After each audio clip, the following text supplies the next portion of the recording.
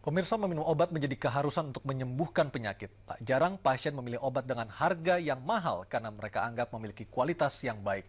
Di Indonesia dikenal 3 jenis obat, yakni obat paten, obat generik, dan obat generik bermerek. Agar tidak salah memilih, sebaiknya Anda harus mengenalinya.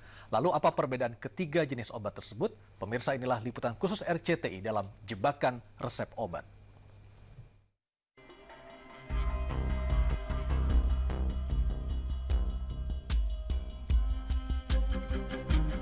Obat merupakan salah satu komponen penting dalam sarana kesehatan.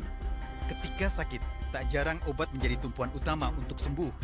Kita seringkali mendengar istilah obat paten dan generik. Lalu bagaimana masyarakat memahaminya?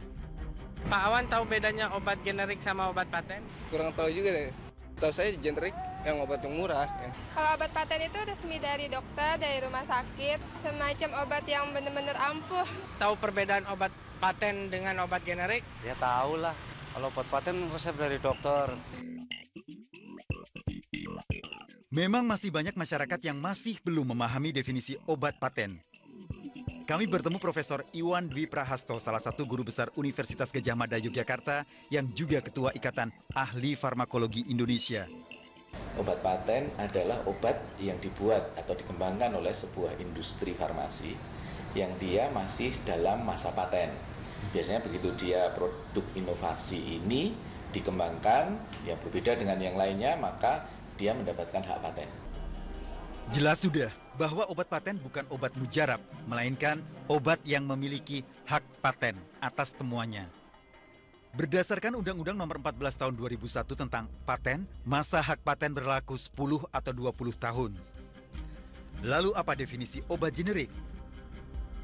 Begitu 15 tahun atau 20 tahun ini masa patennya habis, obat itu tidak boleh lagi disebut sebagai obat paten. Dia hanya disebut sebagai originator. Nah, pada saat dia menjadi originator, industri lain membuat obat kopinya dia. Itulah yang kemudian dinamakan sebagai obat generik. Di Indonesia dikenal juga obat generik bermerek. Lalu apa bedanya dengan obat generik? Sama saja, isinya sama saja, kadarnya sama saja. Yang berbeda adalah yang satu tidak pakai nama, yang satu pakai nama.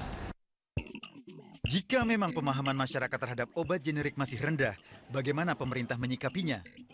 Kepada kami, Dirjen Bina Farmasi dan Alat Kesehatan Kementerian Kesehatan, Maura Linda Sitanggang mengakui kurangnya sosialisasi obat generik kepada masyarakat. Kira-kira tahun 80 itu sudah ada program obat generik. Mungkin sosialisasi ini tidak bisa sporadis tentunya dan harus terus-menerus.